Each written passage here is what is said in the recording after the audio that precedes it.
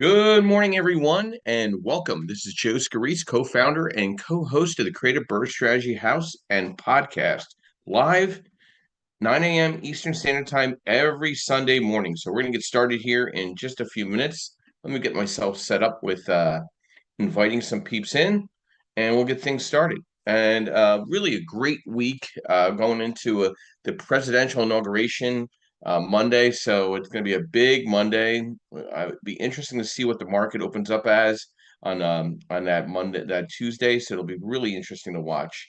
I'll give you some updates to the market itself uh, in just a few minutes. I'm just going to invite some fellow clubhouse members in so we can get started with this great discussion this morning.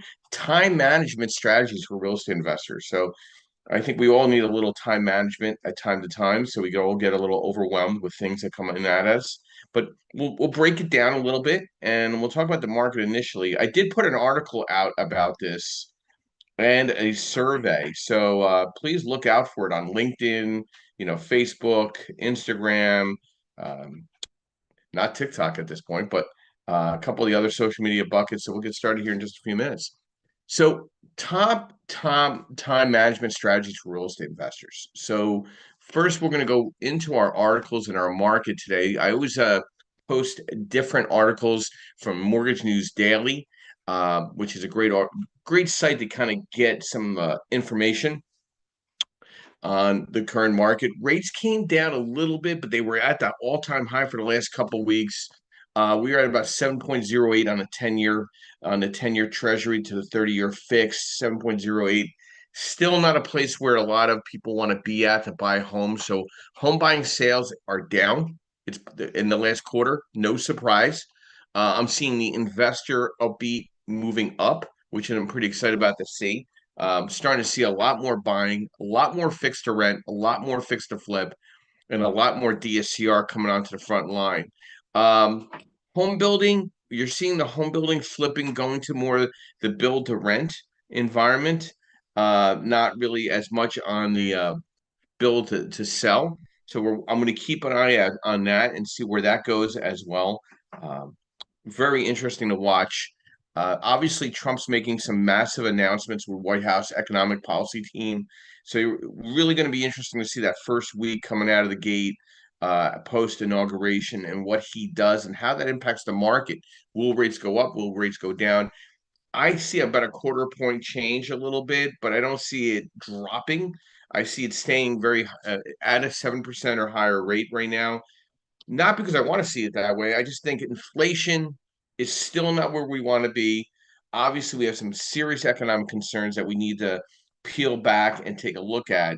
So it'll be very interesting to watch and see where this all shakes itself out. But I could see the economic confidence coming back quite a bit, and less concerned that we're going to have a revival in economic opportunities for real estate investing and the professionals out there. So very cool articles that are out there on Mortgage News Daily. Take a look at it. I try to post one or two, every other day, and then I post some other articles and some ones that I write up. Some other articles I caught on DS News. Obviously, we know pending home sales fall to a 24-month low. Interesting to watch. We'll keep an eye out on that as well. Um, so that's no surprise. We're in the winter market going into the first quarter, but rates are still high where inventory is still very stale, and what's on the market is a little inflated. So the consumer is kind of taking a step back. I'm seeing more investors buying Class B plus properties to renovate and hold in this last quarter than I've seen in quite a while. So very interesting to watch there. Good article. Next article that I caught. Um, Renters, where are they? Well, like what is going on and what's going on with their migration? So, evolving tenant preferences are increasing. They obviously want newer environments, newer like technology when they're moving into someplace. I posted this article as well. They want to look at complementary months in rent. So you're starting to see DSCR lowering. You're starting to see the investor, the rental pool shrinking a little bit because people are thriving toward these 3-month free rental opportunities. It'll be interesting to watch going into the spring market how rentals look like with all the institutional investors coming to the front line with newer inventory, offering a lot of different perks, and what will do to the single family through four family or the small balance multifamily. And then one last thing that caught my eye article. Record number of renters struggle with affordability. Are we pricing renters out? Is the question of the day. So that's very interesting to watch. Are we pricing ourselves out to the point where affordability for the renter is even getting out of reach compared to the home buyer? So we'll watch that, keep an eye on that. But I see rental numbers flattening. I see an opportunity though of identifying a different type of renter, maybe more on the affordability housing, more Section 8 environment. I'm seeing Section 8 popping up a little more aggressively comparatively to market rent. So it'll be interesting to watch that going into 25. And again, we got a very interesting first quarter coming up ahead. A lot of excitement, but yet a lot of concern. But our presentation today is discussing, top time management strategies for real estate investors. As a real estate investor, effective time management is crucial for success in the demanding field. We're going to discuss how to optimize that time, prioritizing tasks, starting each day by identifying the most critical tasks that need your attention, and focusing on high impact activities that align with your investment goals. Now, remember, in real estate investing, time is an asset. By prioritizing tasks and managing your time efficiently, you can maximize your productivity in achieving your investment objectives. I want to thank our sponsors because, again, it's always about time management. They've put the time in to support this great podcast. I want to thank Realty 4-in-1, Miss Linda Pelagas, our national publication and a producer of national events throughout the country. MB Capital Solutions, where we're providing unsecured business lines of credit as a referral partner for real estate professionals nationwide. I want to thank Lenmark, where I am a senior loan analyst providing nationwide asset-based lending in the DSCR, fixed to rent, fixed to flip, new construction, multifamily advisory and real estate space for real estate professionals.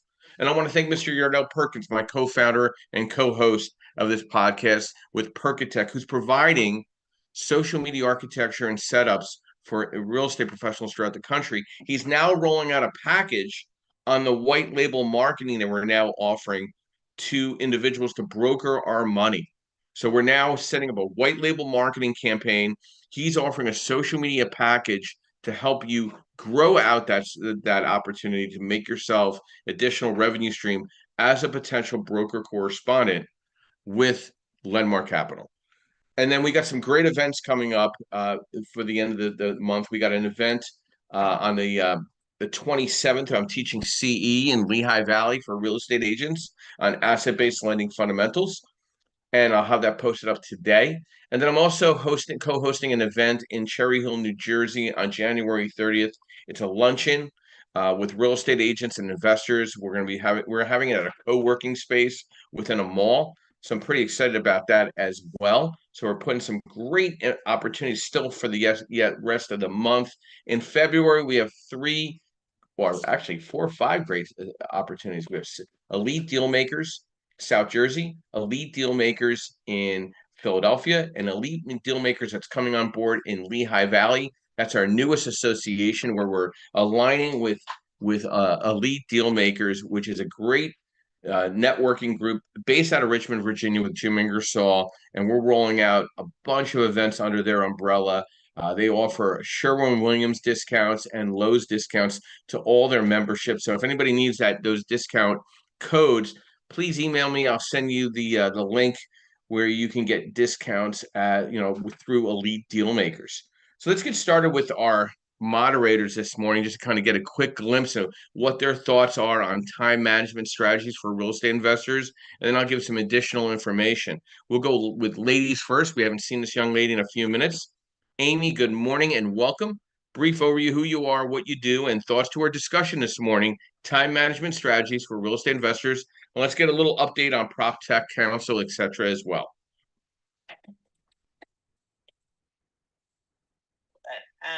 Happy New Year. Happy New Year. I'm Amy Palvido. I am the chairwoman of the U.S. PropTech Council. We are the trade association for the real estate technology industry in the United States. And I'm also a longtime real estate investor, and I'm a founder of a PropTech company myself, which is an AI company for real estate firms. So that's me, and we're going to talk about time management strategies. So, if I were to say anything, I would say you should be using AI. That's going to save you the most time. And I just recently published my book, From Data to Deals, which basically helps you save time. So it's kind of a great topic, Joe. So I have lots of things I can say. I mean, our top 3 tips are use AI as much as you can. There's free tools out there. Be proficient at ChatGPT or your LLM of choice, but Claude, I like Claude. And learn to use it and learn to understand how much it can save you on any sort of time management strategies that you're working on. And you can even ask ChatGPT, what is the best way to save time, which I find pretty interesting. So yeah, that's who I am. And the U.S. PropTech Council has several events. We are probably going to have about 200 events this year because we have so many local chapters that are getting formed across the United States. We have about 10 cities that are forming local chapters now. And so each of them will be hosting events. But if you go to proptechcouncil.com, you can find all of our events that we're having this year. So, Amy, I saw a quote today, the other day, where somebody said, if you do not accept and take in AI, you're not going to be able to work in the next couple of years. It's like you're not going to be able to function. I mean, I use AI for all my event setups, all my posts, everything, all my articles, everything that's going out, and with my social media administrator that I just retained, all that is AI at this point, all of it. Oh yeah, for sure. I mean, it honestly, people don't even know that when they're actually just using a Google search, they're using AI. I mean, like Google's even adopting it. I mean, usually the first response is Gemini, but yep. But at the end of the day, yeah, everything is kind of transitioning to there. But it's what is really super useful in saving you time is learning how to use AI agents. So the AI agent itself can automate and do a lot of the reporting that you normally have to do. Like I'm building out some AI agents I've got 2 real estate brokers I'm working with. One is on all the reporting that they do. So I'm building out an AI agent for them for all they do quarterly analyst reports, and we're working with one, and we're gonna do that they're in the Bay Area, and they do 7 quarterly reports, and we're building out an AI agent to do that for them. I have another broker who's in the Nashville area, and she wants me to help her build out an agent to do her BOVs, which she does on a regular basis. As long as it's the same process that you do over and over and over, and it's just pulling data from multiple sources, you can apply an AI agent to it. Now, will it do everything that a human can do? Probably not. But it might do 90% of it. And then all you're having to do is spend 10% on the last bit of pieces, maybe review it and send it on its merry way. But you can use an agent to save you a ton of time. So we have been using agents for our automations for the last year. And then when I just kind of recognized in the industry as Salesforce was saying that they're not going to hire software engineers anymore because they're getting such good productivity out of the agents that they're using. I felt like that was the best method to introduce AI into real estate teams is to build out agents. So I'm building out agents for 4 different companies right now. So that's kind of what we pivoted to. Yeah, I retained a former employee of Google to do a lot of my video clips and AI work, where he's posting across all my platforms, my Facebook pages, my Yeah. LinkedIn, my Yeah. Instagram. He was doing TikTok. That's stalled for a minute. My Yeah. Google. Where else is he doing it? He's also on Twitter. Mhm. I think there's one other thing site he's doing it on. I can't remember the top of my head. But what he's doing now is like he's brought balance to all my social media platforms with video clips and hashtags and link backs. Then the next step, February 1, he's going to dive into Google and my business profile, which we really have kind of cleaned up, and we're going to enhance that and spend some money there.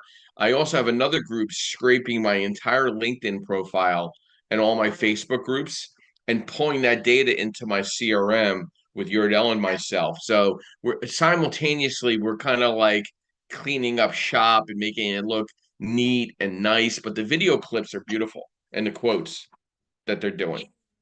Yeah, I mean, I will tell you that there's AI that does all of that I now. know. Yeah, I mean, I'm not doing any of it. Opus Clips will make your clips for you. Your post generation that could be all done by AI. Scraping LinkedIn could be done there too. All of that can be done with an agent at this juncture. And the agents will become and building out an agent is not it's not difficult. I can even do it. Like I don't need a coder to build out an agent. Yeah. They're pretty modular. And it's pretty interesting to see how you can build them out now.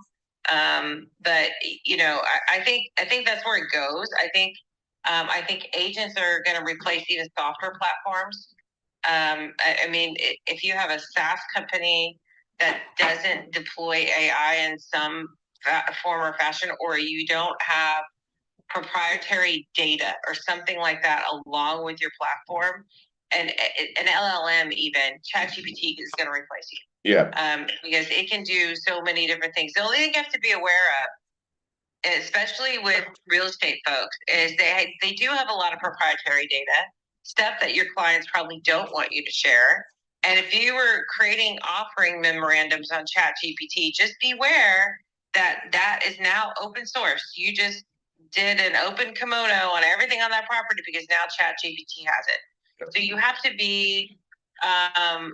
That's why agents are going to be popular, because the AI agent is not going to take that data and broadcast it out to the world. The agent is doing the automation that you're asking it to do, but keeping your data safe.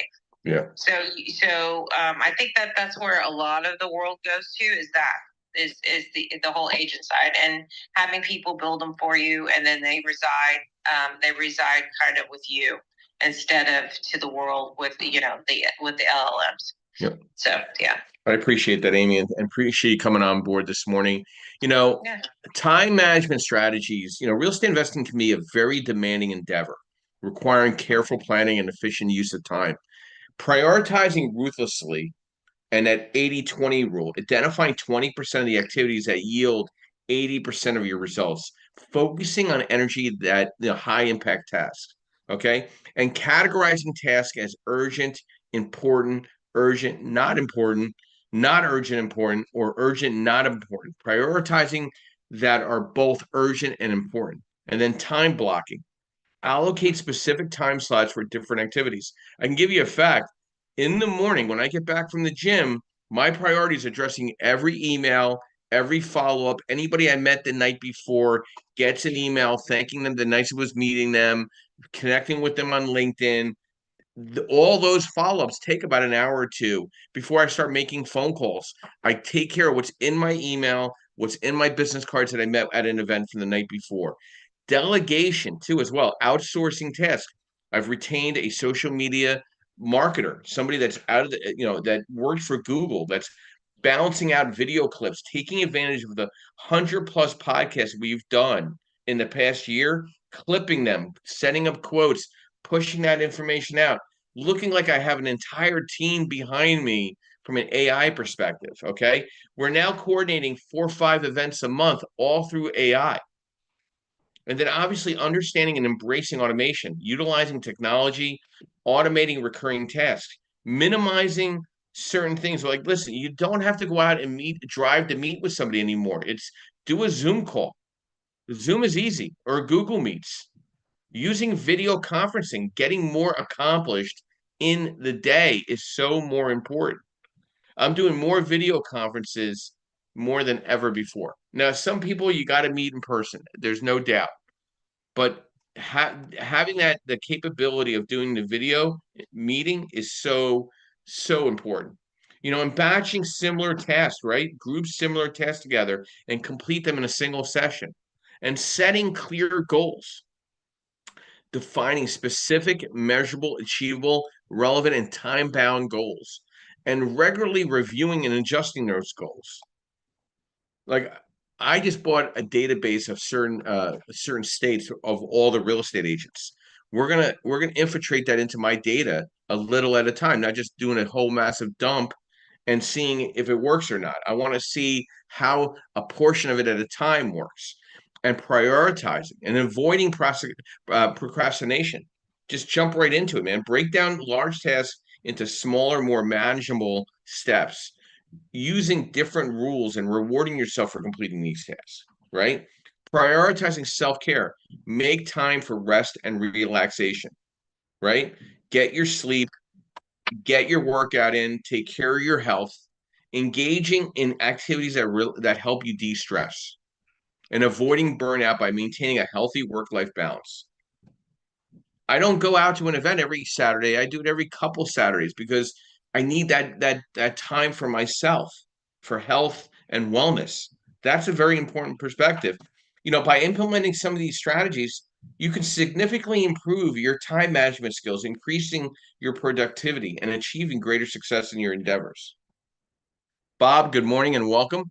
Brief overview who you are, what you do, and thoughts to our discussion. Time management strategies for real estate investors. Hey, good morning, Joe. Are you able to hear me? Yep, perfect. Okay, seems like they fixed the glitch that was plaguing my phone here. So my name is Bob Chesick, president of Chespin Corporation, helping people set up LLCs, corporations, registered agent, all that good stuff. I cannot give you legal or tax advice as I'm not a lawyer or an accountant. Time management, the things that come to mind for me with this is, and to yield back a little bit to what Joe said, first thing I'm going to say is beware the time wasters. Beware the people that don't respect your personal boundaries and just want to suck up all your time for their personal needs, whereas you get nothing out of that. One of the challenges I had going through the growth of my businesses, and it's one of the things I had to learn, that every opportunity is not always an opportunity. And Joe and I are of the same cloth. We follow up with everybody we meet. We try to get the messages out as fast as we can, usually a day or two. In the old days, I used to actually physically mail letters. That was quite the process. And it usually resulted in a lot of conversations. But the thing that sometimes will happen, and this is what I've learned, is I get random calls, texts, emails all day, all night, all weekend. And with the business I run, which is not real estate based, we run for all purposes on government hours. If we can't access the government systems we need to pull your copies of your documents, file anything, whatever, there's nothing we can really do to process an order. Some states you can do it 24/7, but the federal systems are shut down on the weekends and holidays. In fact, while I was waiting for my turn, I just had to send an email out to somebody and explain to them that I cannot get them an EIN number until Tuesday, because tomorrow is a federal holiday and the IRS systems are closed on weekends and federal holidays. So it's not going to be processed. And what I've started to do is I've started moving a lot more towards appointment-based meetings. That doesn't mean that I don't take calls if something comes up critically, but I've been more careful about taking calls outside of business hours in any situation where sorry, I just got a weird pop-up from Clubhouse here. Hang on, let me see if I can clear this. It's like inviting me to have a private chat with someone while I'm talking. It's wonderful. I've learned that I have to be more careful about making sure that I handle matters in a timely fashion, but within the boundaries of when I can actually do something for the client.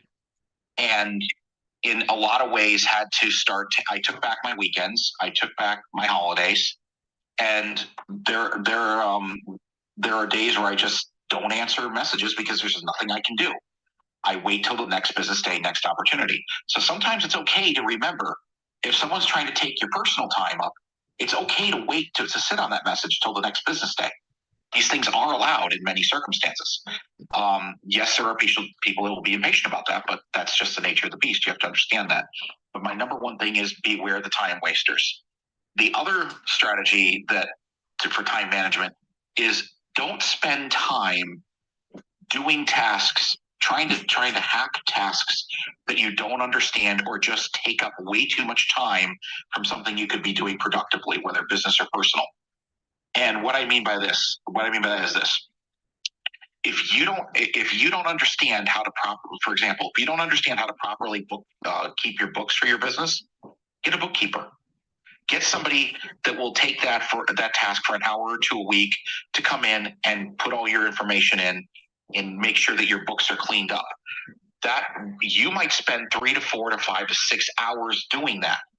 If you're spending that much time, think of those extra hours that you're not doing towards something that could either be generating revenue, or on your personal time doing something that you want to be doing.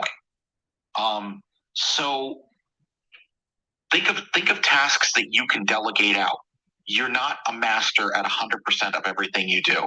And this is a lesson I've had to teach myself and learn myself over the years, being in business 22 years. You can't know it all. You can't learn it all.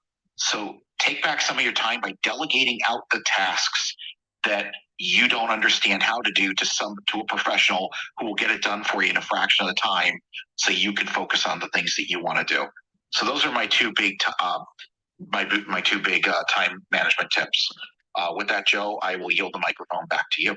Bob, thank you. And thank you for coming back onto the Creative Birth Strategy podcast, and now doing some pop-ups during the week in regards to what you do. And I wanted to just throw out a thank you for that as well, because I'm just here on Sundays now at 9 a.m. Eastern Standard Time, providing education, networking, and strategy on a different subject. And, Bob brought up a good bullet point: strategies for avoiding time wasters. Time is a precious resource. So like wasting time and productivity and achieving goals is very complicated. You're always getting these pop-ups and advertisements, and just listen, you got to focus. What is gonna make the most amount of sense and prioritizing? I attack each email the same way, whether it's the hardest email or the easiest email, and I bull myself through, breaking down the task, right? Creating a schedule, managing the distractions, right? Limiting the social media while you're focusing on tasks. Now, yes, I like to have 3 or 4 posts go up a day, whether it's education, motivation, inspiration. But if I have a work at hand, that's priority, right? So you got to batch your time correctly and learn to say no. If it's something you don't do, you just don't do it. Well, do you know somebody? Maybe send me an email. I'll make an introduction. But if it's something you don't focus on, don't get caught up being the Red Cross. Say, listen, I do not address that type of function. I cannot assist you. If you want to send me an email, I'll see if I can make an introduction for you. That's it. No. The answer is no. Okay. And you really need to develop good habits: being punctual, practicing time boxing, learning to delegate effectively, reviewing and reflecting on your week or your day. What went wrong? What do you feel like went wrong, and what went right? Practicing the self-care is also, these are implementing great strategies to become mindful of how you spend your time and avoiding common time wasters, leading to increased productivity, reduced stress, and a greater sense of accomplishment. We're going to go back to ladies first again. Sophia, good morning. Welcome up. Brief overview: who you are, what you do, and thoughts to our discussion this morning: time management strategies for real estate investors. Sophia, There you are. Yes, I'm here. Good morning, all. Sophia Fuentes, licensed realtor professional in the state of New Jersey. I've been in the business for about 10 years. For time management, I agree with everything that the moderators have said. Just really knowing your boundaries and knowing what is important, prioritizing. I like to schedule things. I like to put things in my calendar. And at times I may number them as to priority. And I find a sense of accomplishment when I start to check things off. That really gives me a sense of accomplishment as I check things off going through my day. I also appreciate saying no, knowing what I can accomplish, knowing how I can help someone, or I'm not able to help them, like the other moderator said, introduce them to to other resources. Just knowing what I'm capable of doing within the time slot that I have, because having time for myself and my family is very important, and having time to read information on the business, things of that nature is very important. So I like to schedule that as well. Thank you. I really appreciate you coming up and taking a shot at being a moderator. So thank you for being up here this morning. You know, something that caught my ear when Sophia was talking is checking in with past clients. When's the last time you've done an email? Hey, just check in, hope all's well with someone. I try to do that to 5 different clients or people that I've done business with in the past year, a day. I try to take 5 people that I haven't heard from and just do a quick email check-in, checking in, hope all is well. Let me know if I could be of any assistance. Do you know how many nice comments I get back by just that personalized communication and segmenting a method where it's just very cordial and it's providing a value. Believe I get complete with people. If they don't answer back, that's okay. I'm okay with that. But I feel great by just sending that out to somebody and saying, "Hey, I hope all is well. Checking in. Happy New Year." What? That's marketing. Just doing 5 customized emails. It's not spam. You're just checking in. You know, it's a diverse way of engagement, right? It's not like just a social media, or you could do it on Facebook. See who's online at the time and say, checking in. Hey, how are you? How is everything going? Is everything going well? Let me know if I could be of assistance. Like I ran into somebody I hadn't seen in quite a while at a function on a Friday night. My wife and I went to a happy hour.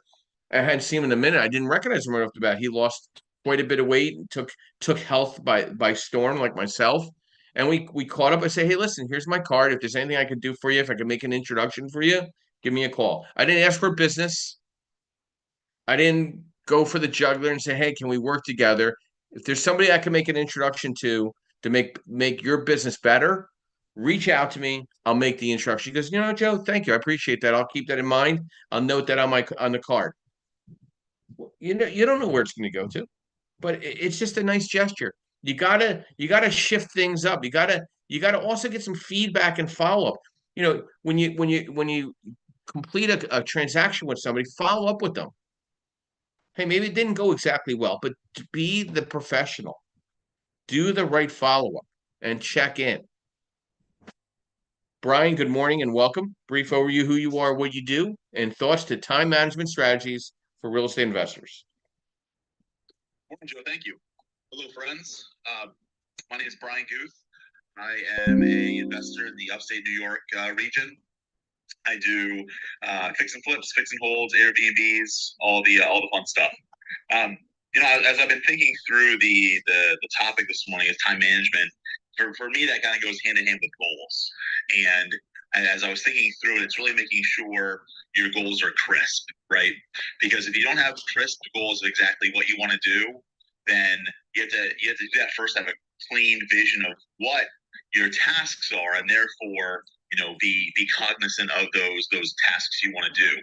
So yeah, maybe we have a goal of, okay, I want to scale this year. Okay, well, what does that mean? So break it down more. Like how many, what does scaling look like to you? Okay, so you get a number in mind. Okay, well, where? How? And really breaking those things down into bite-sized chunks, as someone else mentioned that, getting into bite-sized chunks. And then really, once those bite-sized chunks are there, like really map out the priority of it, how long you estimate each task may take, and then kind of going from there. There was a really interesting article I read probably several years ago. It really just stuck with me. If you have a task written down, okay, go buy new tires. Okay, great. Was your task really to buy tires, or are there multiple tasks involved in that? Are you just going to go into some shop and pick up 4 tires, or are you going to shop around? So maybe it's really call these places. Okay, do you have their phone number? No. Research their phone number. So the task on your sheet of paper may say buy tires, but you may have 5 subtasks to do, and then prioritize those. How long are they going to take? And really just kind of break it down into bite-sized chunks. And that's the big thing for me. It's not only, like you said, time is precious. So how are we going to utilize the time, and how are we going to break it down into those chunks? I also think, like, I'm an analogy guy, so I think about a road trip. Okay, I want to go to San Francisco. Okay, great. Well, how am I going to get there? Am I going to set the GPS to no tolls? Am I going to set it to avoid traffic? Am I going to set it to fewest, or most convenient for gas stations? So these different things of not only knowing where you're going, but how you want to get there. I think sometimes it's scary to really map out that specificity of how you want to get there, so we kind of avoid it sometimes. But for real, it's really making sure you know where you want to go, but also how you want to get there, and breaking those into bite-sized chunks, and then really taking those bite-sized chunks, prioritizing them. Go break them down into A, B, C categories, and then from there, what's your highest A category, your second highest A category, things like that. So really just getting granular with what those items are, how long you think they're going to take. And for me, having that granularity helps me make sure I'm spending my time preciously and making sure all of those actually are value add versus I think they're value add or they feel good. I think Bob mentioned it. Know your limits, know what you're good at. And if you're not good at something, find someone else who is. Check your ego at the door. It's just those little things like that. So with that, I turn it back over. Brian, it's so funny. Weren't we just talking about me delegating time to get up to the Rochester RIA? Remember, didn't we just have a conversation about this to make sure that I prioritize my time leaving from Allentown to get to Rochester? Exactly. Right? So I was trying to effectively figure out, because I'm going to go to an event that Brian goes to every month, because I have an event the night before in Allentown. So he's like, hey, 2 hours gets you to Binghamton, 3 hours gets you to Syracuse, 4 to 5 hours gets you to Rochester. So I said, well, somewhere between Binghamton and Syracuse, I will, take a hotel room, get up the next morning, and get to Rochester. So, like, I'm prioritizing time because I want to get to that event. One, I want to support Brian and what he's doing up there in Rochester. We're working together, but I'm defining my time allotment to get there and get back, right? I'm defining my goals clearly. I'm using a SMART framework. I'm staying accountable. I'm staying motivated. I'm overcoming obstacles, and I'm reviewing and reflecting, and I'm adjusting my goals as my strategies change and evolve. And I'm staying very clear with my and developing a roadmap for success. And that's what you got to do. You got to remember that goal setting is an ongoing process that requires effort, commitment, and continuous refinement. Felix, good morning and welcome. Brief overview who you are, what you do, and thoughts to our discussion this morning: time management strategies for the real estate investors. Felix going once. Felix going twice. We'll skip Felix for the time being. We'll go to another young lady. Anna, good morning and welcome. Brief overview who you are, what you do, and thoughts to our discussion this morning: time management strategies for real estate investors. Good morning. Happy Sunday. I just came in, so I don't know really where you guys are at, but I'm a realtor and investor and mentor here in Chester County, Pennsylvania, about 40 minutes west of Philly. And just came in because I don't know if you know, but this is my therapy time where I start to cook on Sundays, and I pretty much cook all day, especially when it's cold out. So I'm just listening in for now, and I'll probably add in more later. So Anna, how is business up in the Chester County market? It's doing well. I just put a new listing on market yesterday and like yesterday evening, and we already have 4 showings scheduled. Looking at the social media and other um, insights, looks like it's got, a lot of views, a lot of attention in the first 24 hours. I always look at that. So that's good. And it's a bit in the higher price point. So I was, not 100% certain how that would go. Anything 600,000 and under, it flies off. Doesn't matter what it looks like. If it's under 600,000, it's pretty much gonna go for multiple offers and be gone quickly. Over 800,000, it's a little different, maybe so, but it has to be in better condition for sure. All in all, if you asked me a year or so, 2 years ago, if the interest rates hit 7 and over and the prices continue to appreciate year over year, would that then switch us to a buyer's market? And I would think at least an even market, right? But nope, still a hot and ridiculous seller's market here in Chester County, Pennsylvania.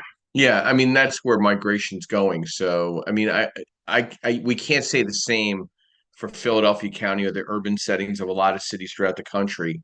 I think we're going through a reset in the urban cities, depending on affordable housing and market rent. Almost in every city in the country, I'm seeing a lot of leveling. But I see the suburbs or even the semi-suburb rural markets doing really well. And Chester County is a great example of migration, out of an urban setting where people are getting out of Dodge and trying to figure out what they're doing. And that comes back to efficient time management as a real estate agent. You really need to focus on marketing and advertising and prospecting lead generation, traveling to showing appointments. How do you figure it all out, right? You know, who's taking care of the administrative duties, right? Working with and representing buyers and sellers, managing properties. You know, there's some things that you need to prioritize, using time blocking to prioritize tasks, right? Building a team out, maybe. I don't know if everybody wants to have a team. I think recruiting is becoming a little more popular in certain areas. Scheduling, yeah. Anyway. I mean, I don't, I know a lot of people that don't want a team. They because they don't want to. Done that, and I dismantled my team in 2021, I think it was. I had a team of 12 agents at the highest point, and then dismantled it actually simultaneously as we became empty nesters. And I think in the moment I had like an aha that I was building this other quote unquote family to be mother hen to other people because my kids were leaving, but didn't realize that I was actually doing that.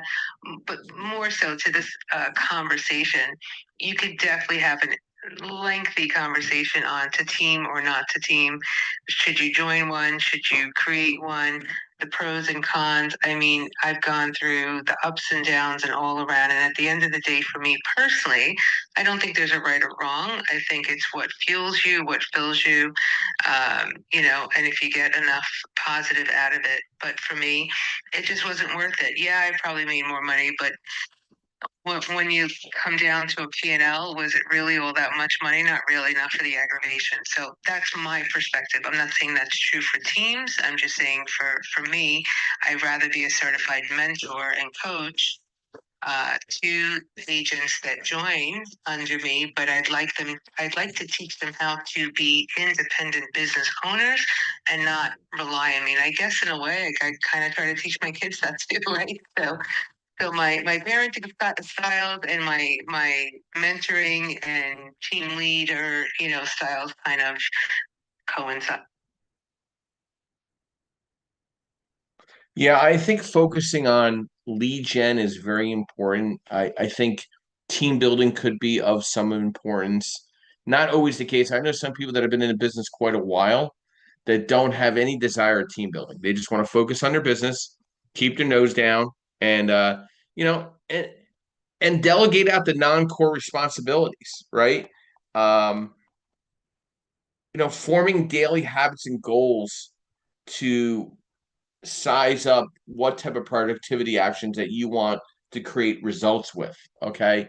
So I think it's very important that getting into habit building allows you to get more work done. So it's funny, I was on a call with my team at the office, and they're like, "How do you get all this work done?" I said, "Just get up earlier. Obviously, get up earlier. You're not getting up on time enough to get all your work done, to take care of your health and get all these phone calls and all these emails out. There's something that you're missing." And be consistent. Like, we're expanding the networking events again. Okay. We're focusing on our social media analytics. I'm being consistent. I'm spending money in the right direction. I don't need to go to really big events. I got to go to a lot of good, smaller, concentrated events to meet great people. I don't think the big events make a lot of sense for me. I like that event where it's somewhere between 50 and 100 people. When it gets to 100 to 300 people, or 500 to 2,000 people, I either have to have the best location, and I definitely have to be presenting. So I have to pay that extra money to get in front of people. If I'm not speaking, I'm lost in the sauce. If I'm not giving 15, 20 minutes of my time and giving insight to the market or the opportunity, then I'm not getting in front of people. I'll give you a great example. I sponsored an event a couple weeks ago in Philadelphia, and there was about 150 people there. I had an event that very next Saturday, that immediate Saturday. It was on a Tuesday. I said, "Guys, I'm offering a complimentary event to teach you how to create an extra revenue stream by brokering and white labeling my money to correspond my money on the asset-based lending space. Please come. Complimentary breakfast, complimentary lunch. We're going to dive into it. There's real estate investors there for you to meet with and network with, and you could also learn how to broker my money." Do you know I had 5 people show up from that event? Just by having that few minutes, paying a little extra to get 15 minutes of time in front of them, made a difference for my event that next immediate Saturday. We had a full room, full opportunity of talking with everybody. But I wouldn't have been able to done that if it was 2,000 people. I think the smaller, granular educational masterminds are key. And that ties into time management. Does running an event make sense to be the focus of the attention of the opportunity in your market, right? I have an event at my office in Philadelphia. I have an event in South Jersey. I have an event up in Lehigh Valley. I'm starting one up in North Jersey. I'm partnering with sub-2 groups in all over the tri-state area. I'm spending money in a small, granular way, and then I'm tying it back into my social media and my CRM to then revisit these individuals once I meet them, connect with them, follow up with them. You might not feel that repercussion of meeting somebody maybe for 90 days, but put them into your CRM, follow up with them, make a difference in your business by staying in touch with these individuals. It is so important when it comes to time management. Your phone ringing is an example of your hard, consistent work. The inbound lead traffic is key. Daphne, good morning and welcome. Brief overview who you are, what you do, and thoughts to our discussion this morning. Time management strategies for real estate investors. Absolutely. Good morning to you, Joseph, Bob, and everyone else up here. It's my pleasure to share the stage with you guys. So thanks for having me. My name is Daphne Christine. I'm a lender and investor over here in Charlotte, North Carolina. And I love Sunday mornings in here. I'm saying that all the time because I think that you bring really interesting topics. Listen, before I get into some things that I wanted to add, I wanted to touch on what you just talked about, and I think that's so important and correct, Joseph. I was just talking about this week as I dive into, for me, 3 different events this February, right? I was like, gosh, that's a big week for, big month for me as far as travel. And I say that because last year I spent a tremendous amount of time traveling and doing these events and networking, and I like them, right? They're useful and all these things, but at some point you have to, the risk versus benefit, which is where I'm going here. And so I've been a lot more intentional this year. Sorry, baby girl. I've been a lot more intentional this year with events and how I spend my time. And I couldn't agree more with you, Joseph. I like the smaller events. You can't get lost in the sauce sort of. And one of the things to contribute. Sorry, guys, I am here with my kids and I'm waking them up. So I'm just going to move over here to have that conversation. It's all good. Thank you. One of the things that I do to kind of in reference to that is I work within what I call like the same communities. And I stick with like 3 communities, right? And I would call kind of Clubhouse and Chatter, if you will. I would call that one of my communities. And so I work very deep and wide in the communities that I'm in. I don't just kind of go to an event and, I've met, some people and then I go to another event and I go to another event. I have a handful of communities that I really, really work through those relationships and really get to know those people. And I think it's important that you find a certain couple communities and work wide and deep in there. And that was just going to be one of the things that I touched on. Another thing that you already said was the CRM system. And I think the CRM system is really, really important.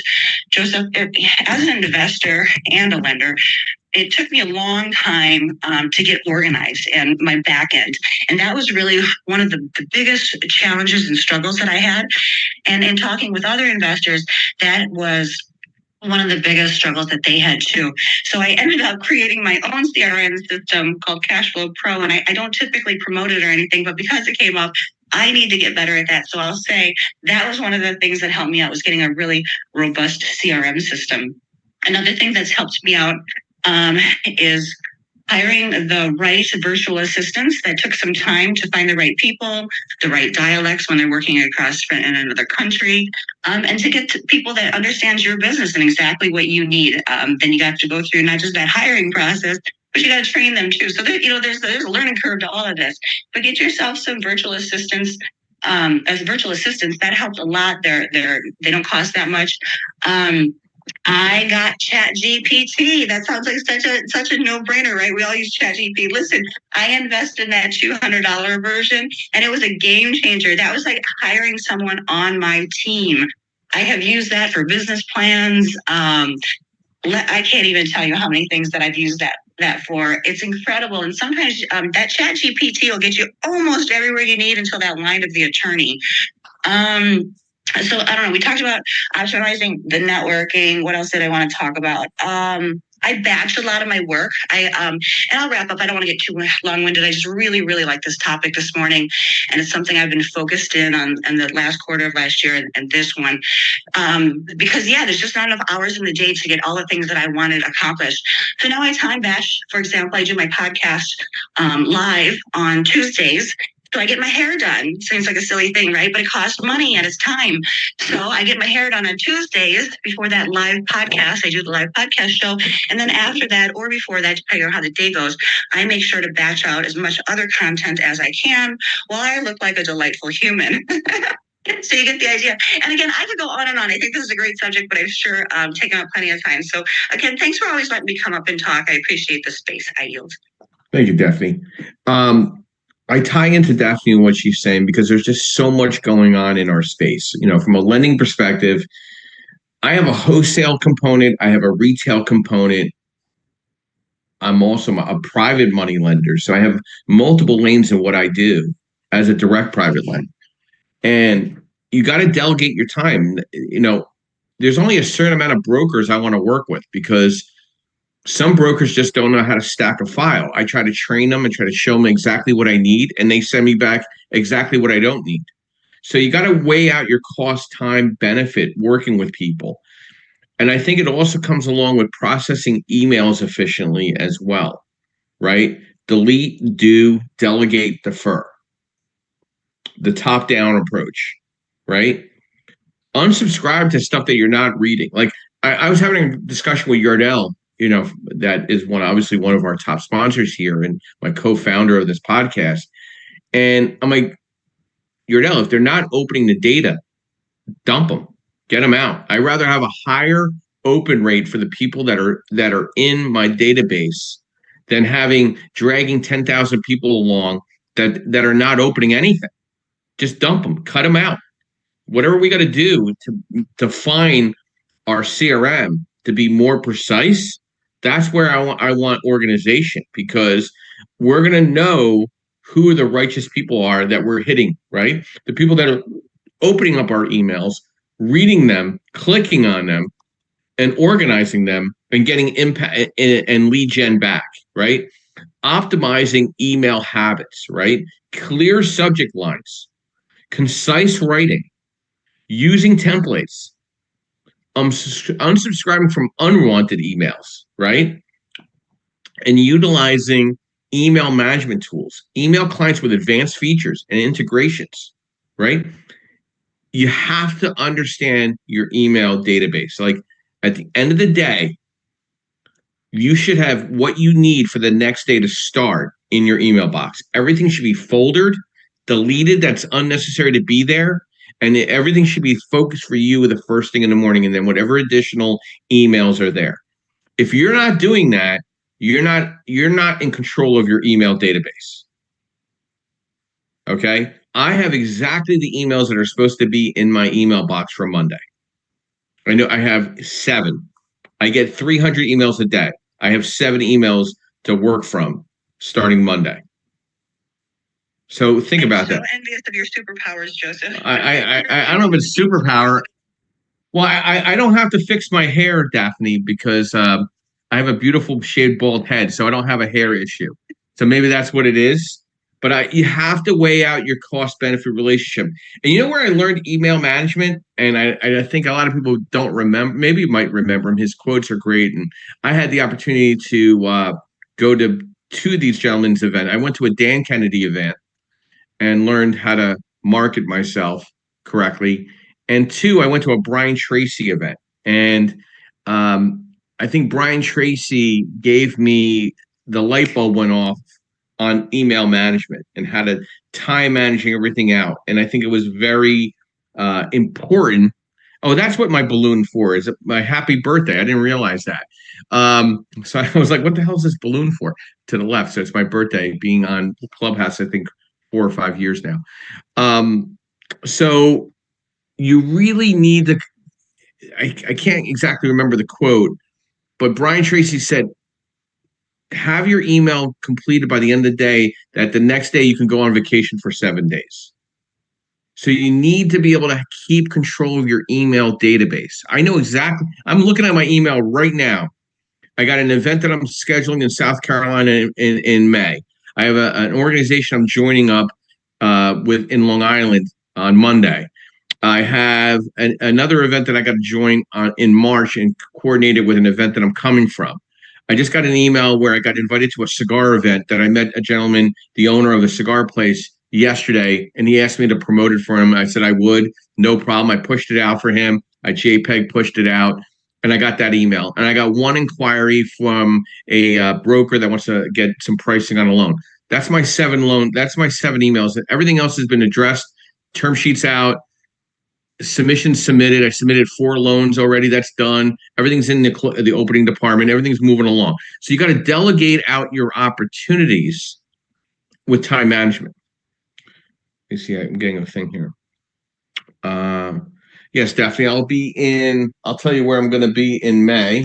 I'll be in Greenville, South Carolina. I'll be one of the featured speakers for Anthony Kazazis. So that's where I'll be.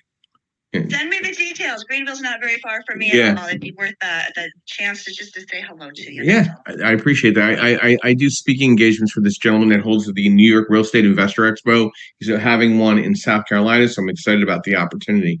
But you need to time managing yourself out. So we're going to go back to our 2 original OG moderators and get their final thoughts to our discussion on time management strategies for real estate investors. We'll go ladies first. Amy, your final thoughts to time management strategies for real estate investors.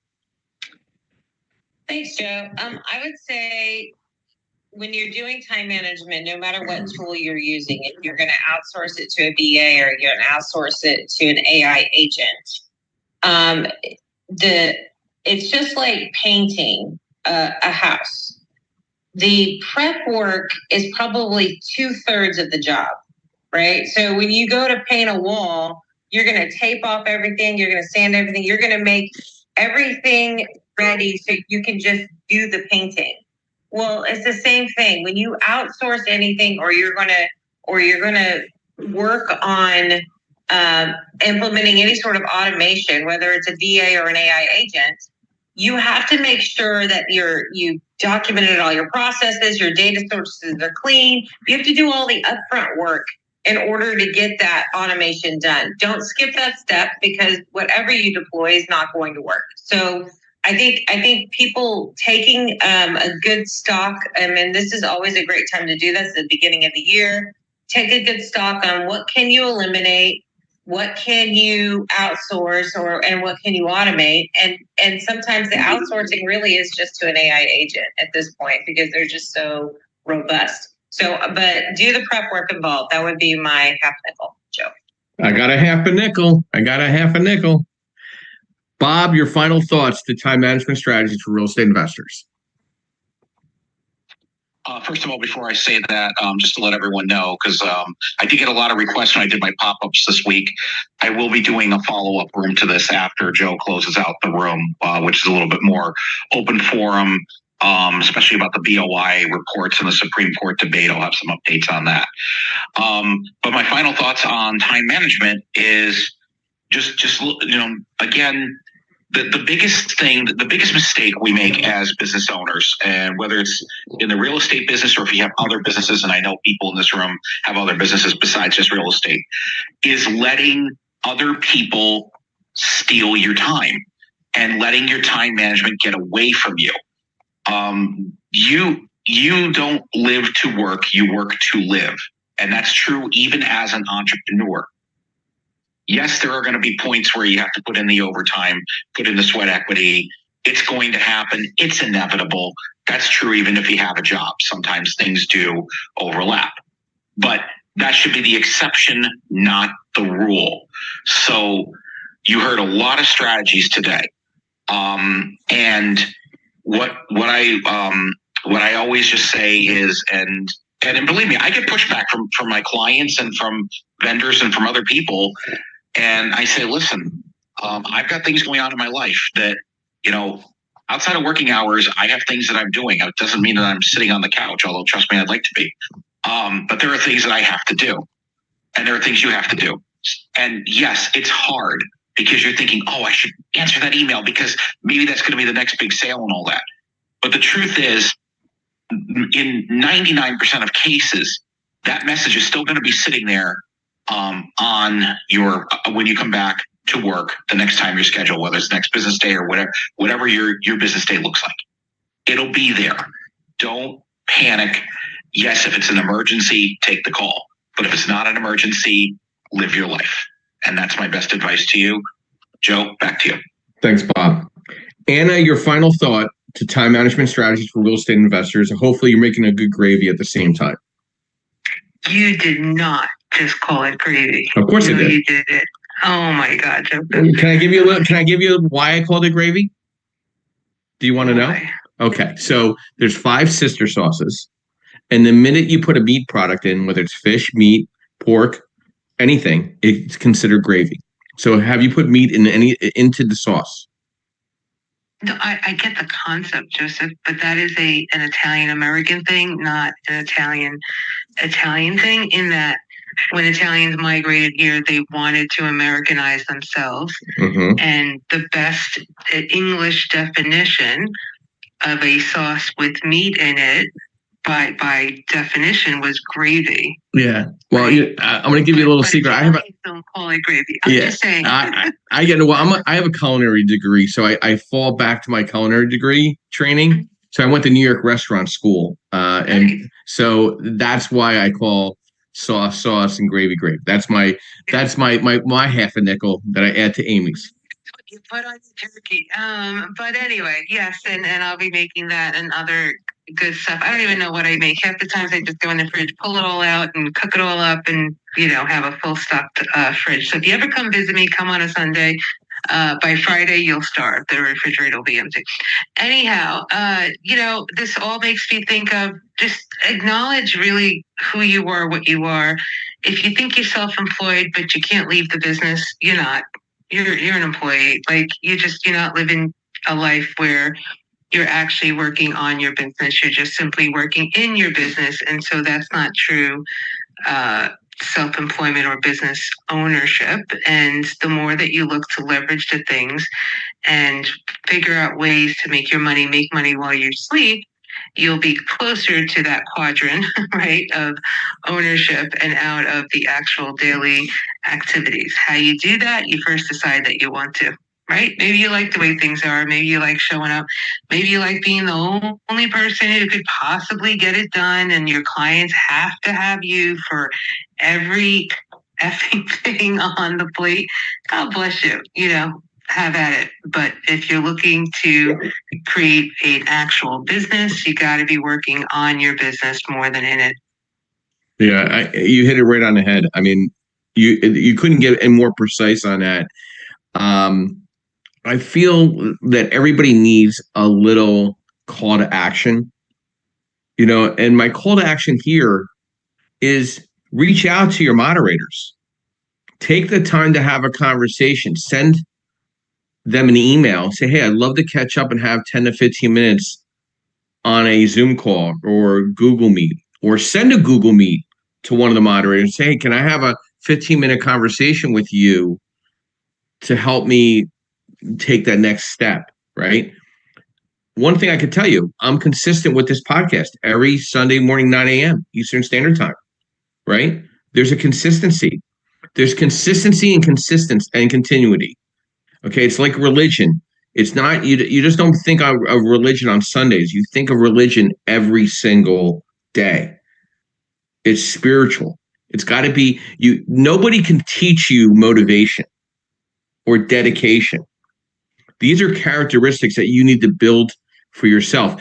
Transformation, creating possibilities is time management strategy for real estate investing, right? These are great characteristics, but you need to have them in your soul. I want to thank our sponsors today. I want to thank Mr. Yargo Perkins of Perkatech, our social media strategist, Ms. Linda Pelagas of Realty 4-in-1. I'd like to thank Lenmark Capital, our nationwide asset-based lender. I'd like to thank MB Capital Solutions, your unsecured business line of credit program. And I want to thank our new alliance with Elite Dealmakers, where we're now offering educational events in Philadelphia, South Jersey, Lehigh Valley, and soon to be North Jersey. And again, if you really want to put together an event, prioritizing management, prioritizing CRMs, prioritizing social media, reach out to me and let me see if I could help you, okay? Now, I don't find it to be a time-wasting call or email if you take the time to schedule with me to help you make that transformation. So we'll be back here next Sunday morning, 9 a.m. Eastern Standard Time. I want to thank our moderators this morning. I want to thank everybody for their engagement and their comments in the chat box. I couldn't get to everything. But everybody should have a great weekend. We got a great Sunday. We got an inauguration tomorrow for our new president. We have a great football game this afternoon and the evening. So enjoy yourself with your family and friends. And my quote this morning, nobody watches you harder than people who doubted you. Give them a good show. I'll be ending the room in the next 30 seconds. Thank you and be blessed.